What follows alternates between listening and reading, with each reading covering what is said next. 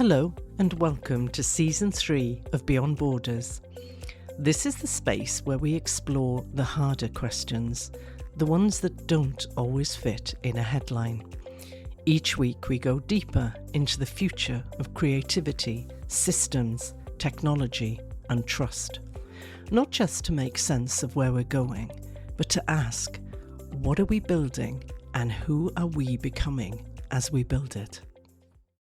Hello, and welcome back to the Beyond Borders podcast. As always, I'm with the amazing Caroline Hammond and Sprango, and today we have a subject we talked about earlier in previous seasons. Web3. Where do we currently stand with Web3? What did change?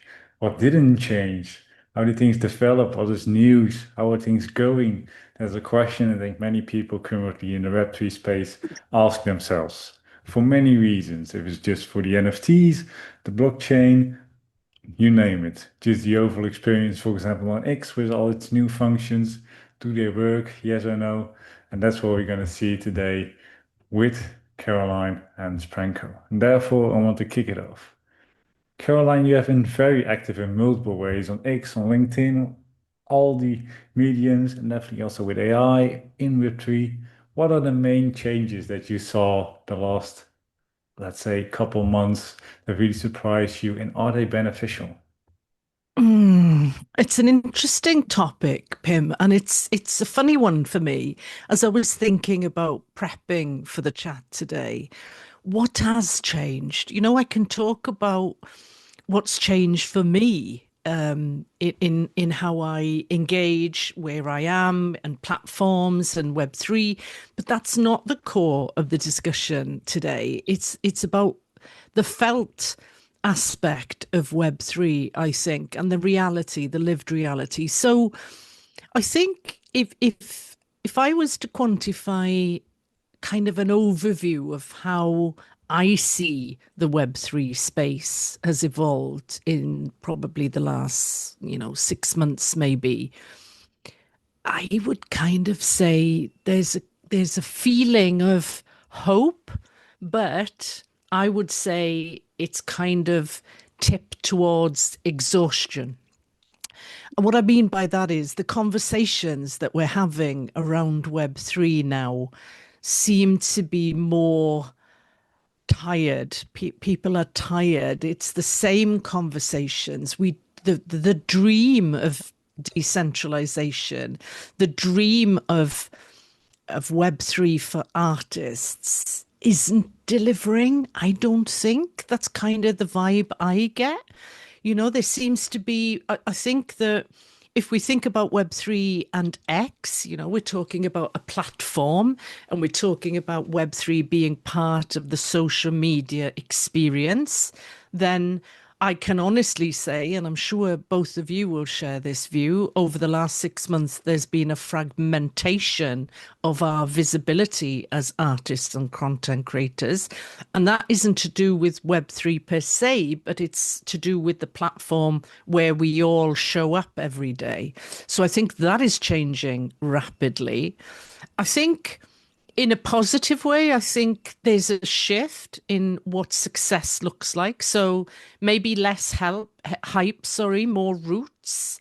And I think that maybe I'm beginning to see, and maybe it's coming from myself because it's happening to me, but greater creator self-definition evolving.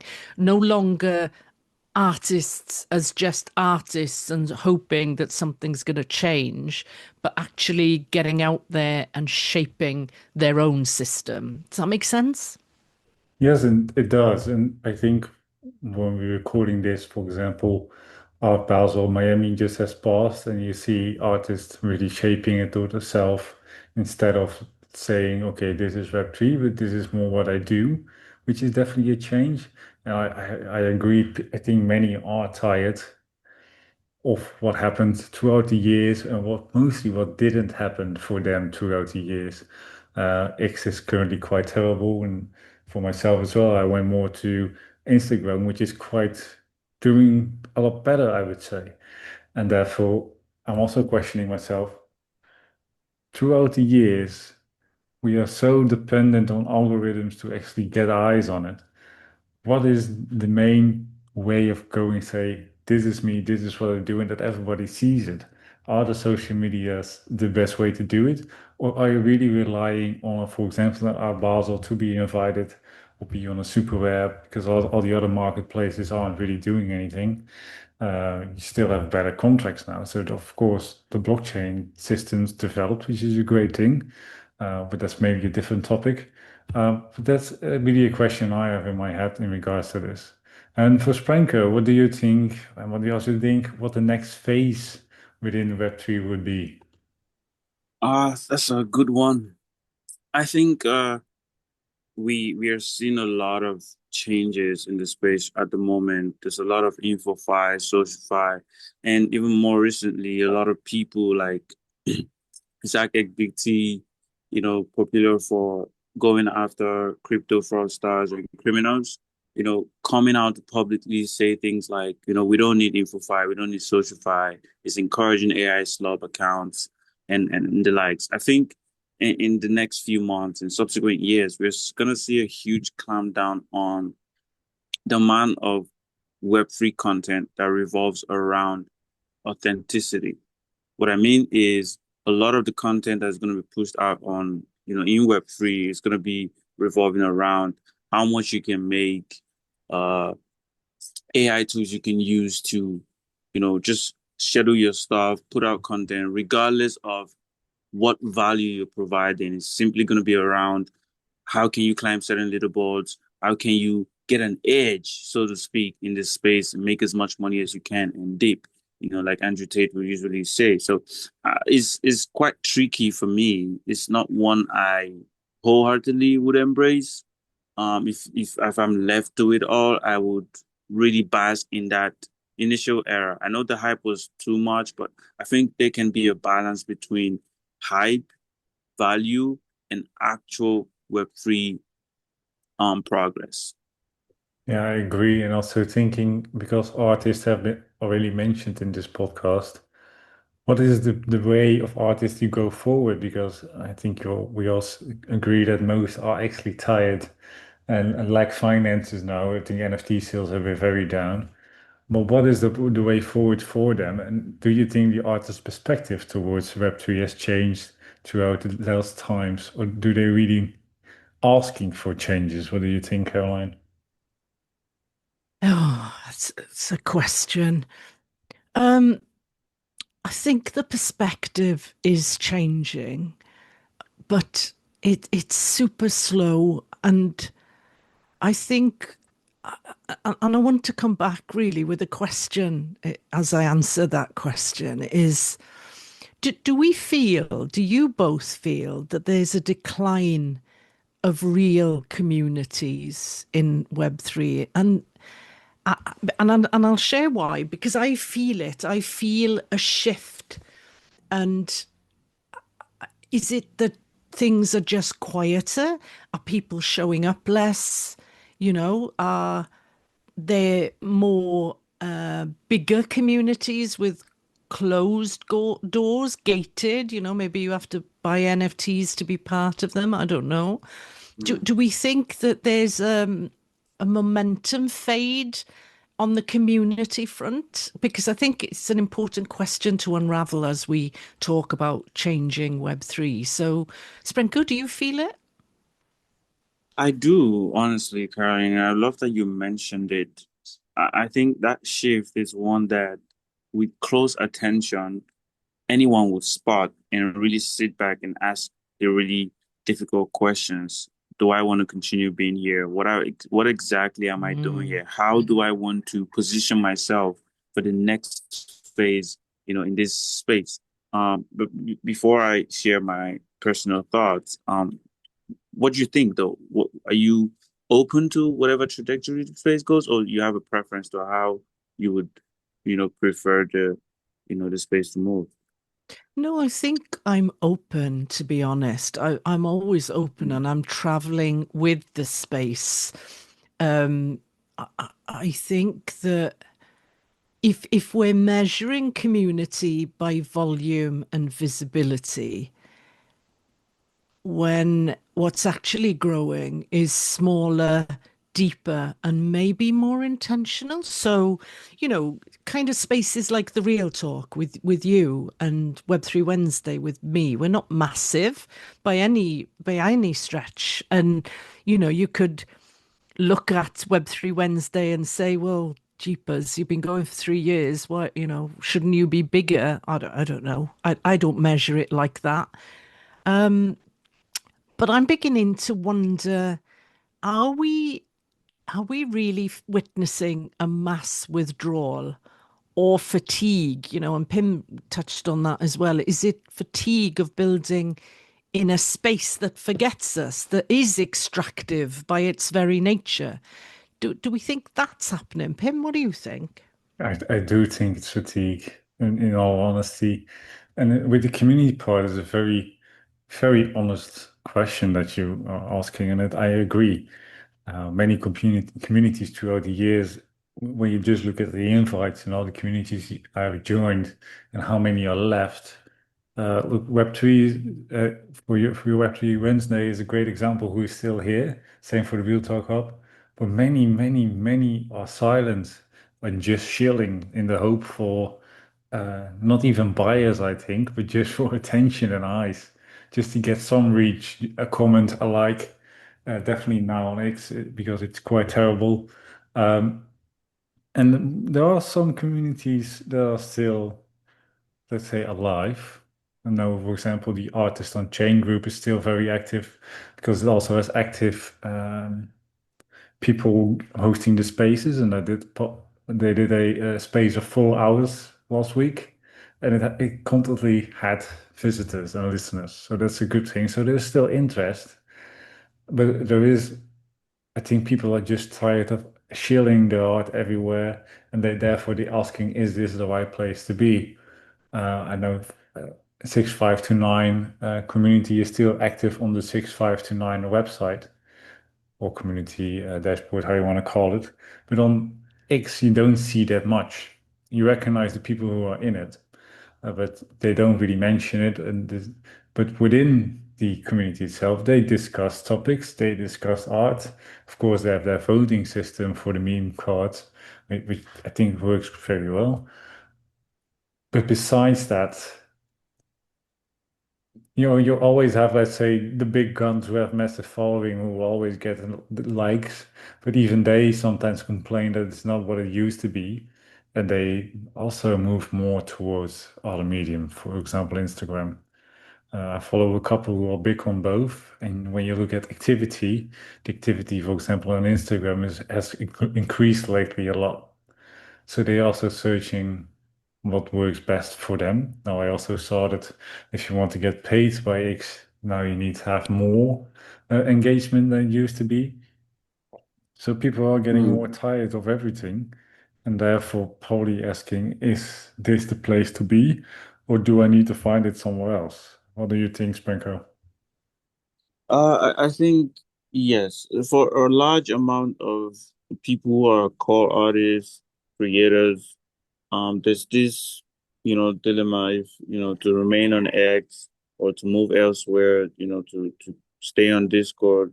We've seen a massive shift, in the use of certain platforms like Discord and even X group chats. A lot of people are leaving because there's not so much activity going on there. It's not really effective in keeping the community, quote unquote, together. Same as Discord, a lot of people are tired of the GMs and the likes. People just want value. But the question I usually ask is, how much value are you willing to provide yourself before you look at how much value you can extract? Because one of the things I believe has, sort of put the space where it is today, everybody just wants to take, take, take. What are you putting back into this thing? How much are you contributing to ensure that Web3 grows and is, adoptable for the general public? So I believe that a lot of things have died, a lot more will fade away, a lot of things will remain temporary, but systems, communities, platforms, groups, projects, and tools that provide actual value, not just on-chain activity, but are tied to real-life applications, would outlive whatever cycle or market situation or phase we are in, just like with what's happening with NFTs.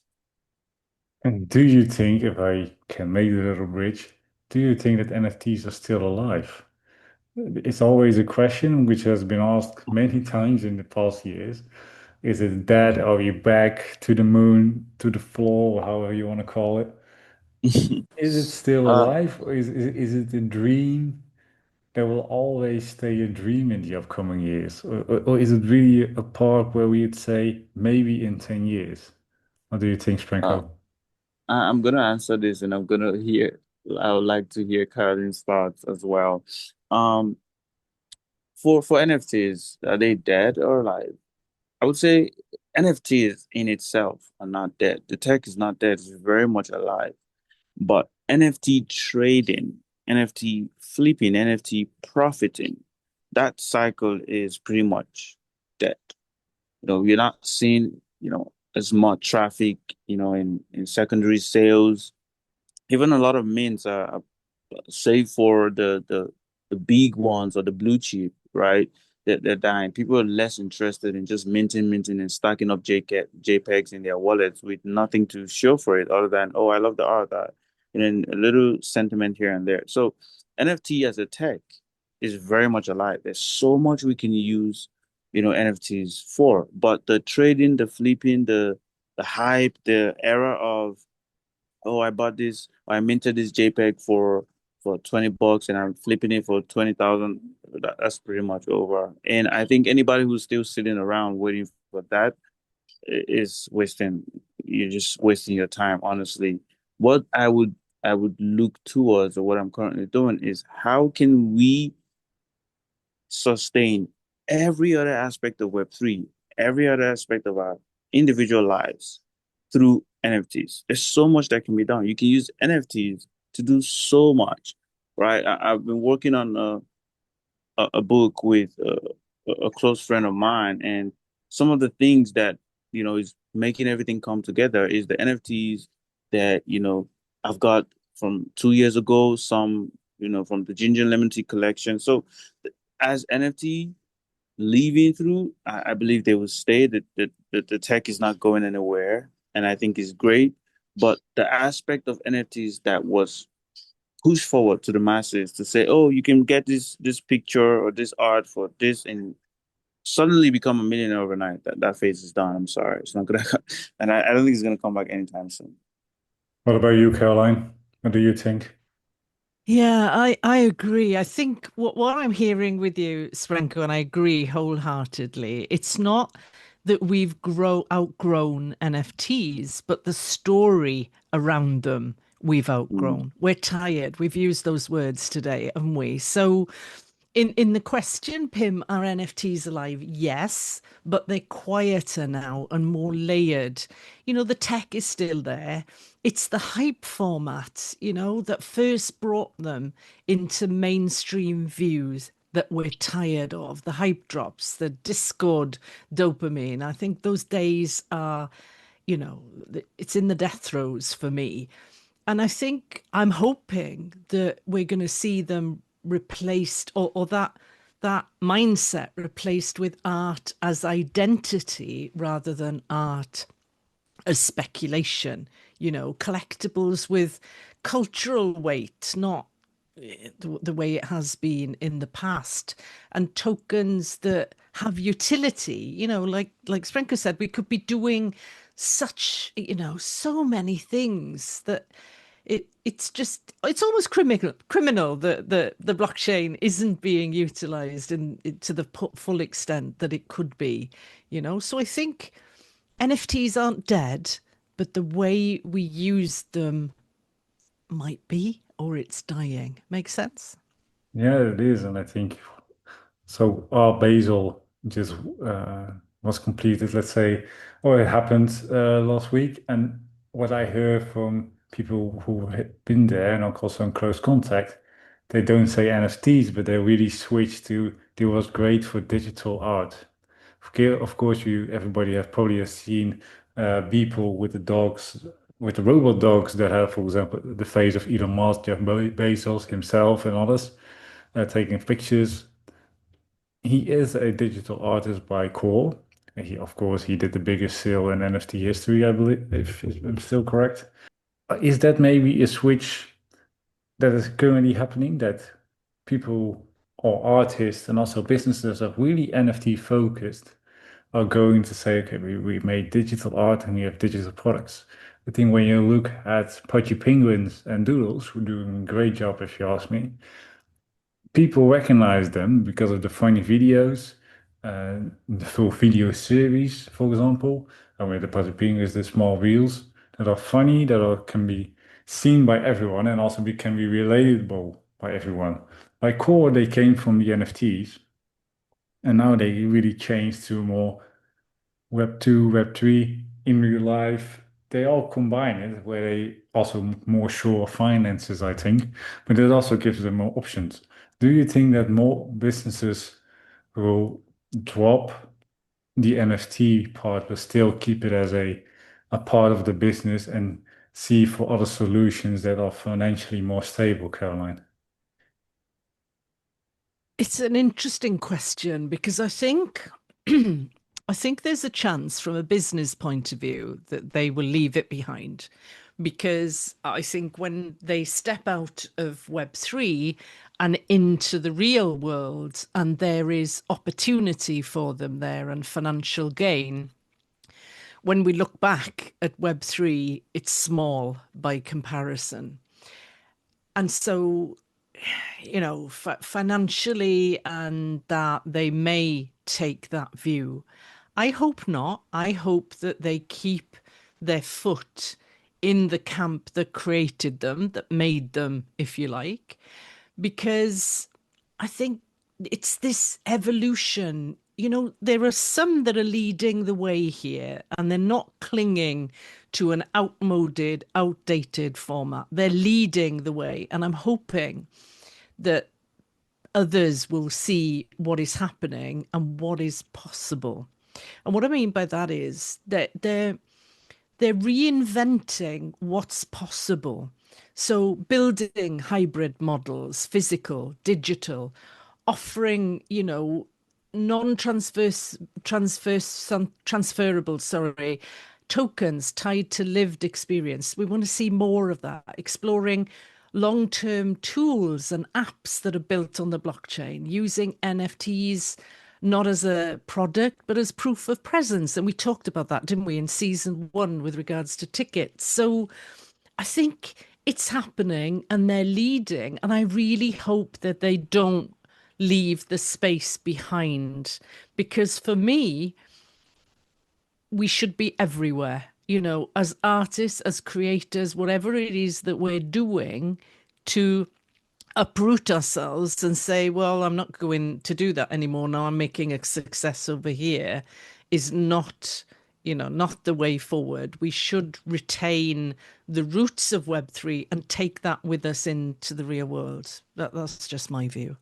And with you, Spanko, what do you think of what Caroline said? And what would you like to see in the future for Web3? I'm also very curious. This is an interesting one. I agree with Karen. And one thing I would like to see, this may sound quite diplomatic, is less infofy, less socialfy, less engagement farming, less shit posting. Like, let's get serious for it. I get it. It's all fun and games for the most of it, but there's real tech, there's real value to be provided, there's real solutions to be provided, there's real problems to be solved. Like, Web3 is beyond, posting about certain projects just because you want to get some airdrop at the end of the day. Does it help certain demographic in certain ways? Absolutely. But we can, you know, put two different things and they would balance out. But constantly, you know, crowding the space with seemingly, incentivized projects just to have people copy and paste and recycle the same sheet over and over is ruining the space. So I would love to see a balance. I would love to see honestly, more art is pushed forward. Let's open, X and see amazing art, amazing content, stuff about mental health, stuff about growth, stuff about excelling, stuff about real world assets, stuff about growing together. And let's do this to get that, do this to get that. Or if you're not doing this, you're not gonna get that, or ass kissing and all of that. So I think it'll be a little bit difficult to get to that stage, but I'm not giving up on that dream. I believe a huge mental shift has to happen for that to be actualized anyway.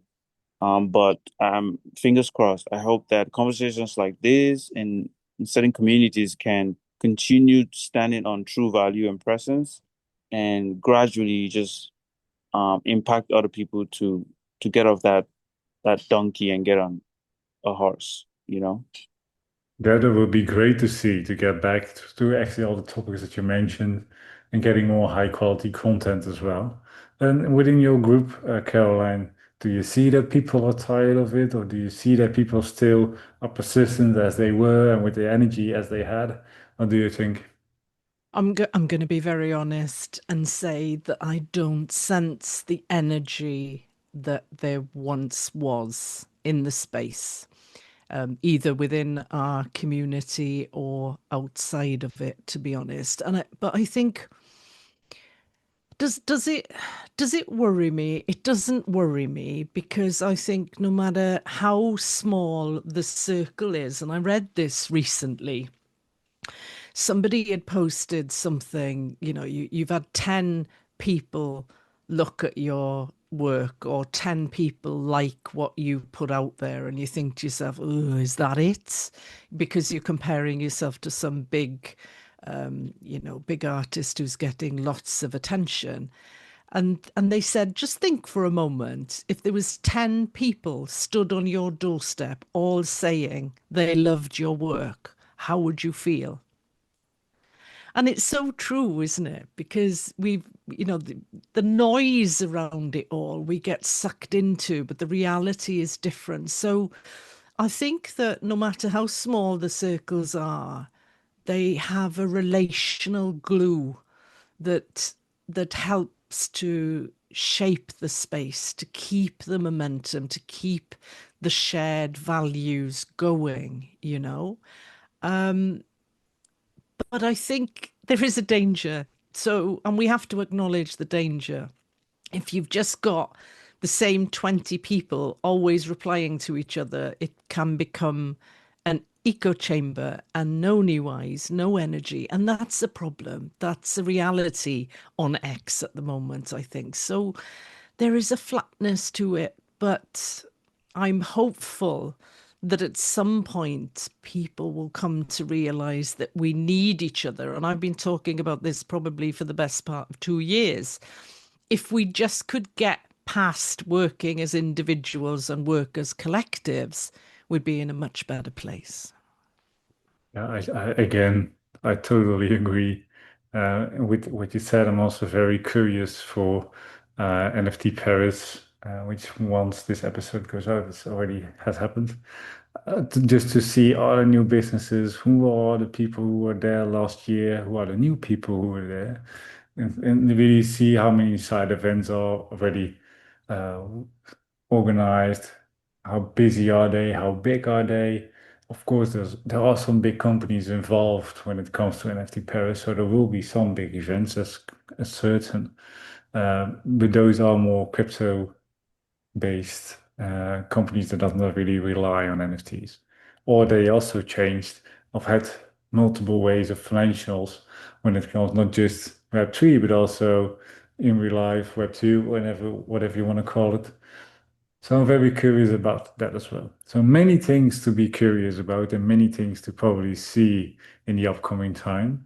And therefore, I would like to thank you again, Sprenko and Caroline, for being into this episode and going on with the series. For everyone who is interested, we are on LinkedIn, Instagram, X, of course, and much more. Thank you very much for listening and see you next time. Bye bye.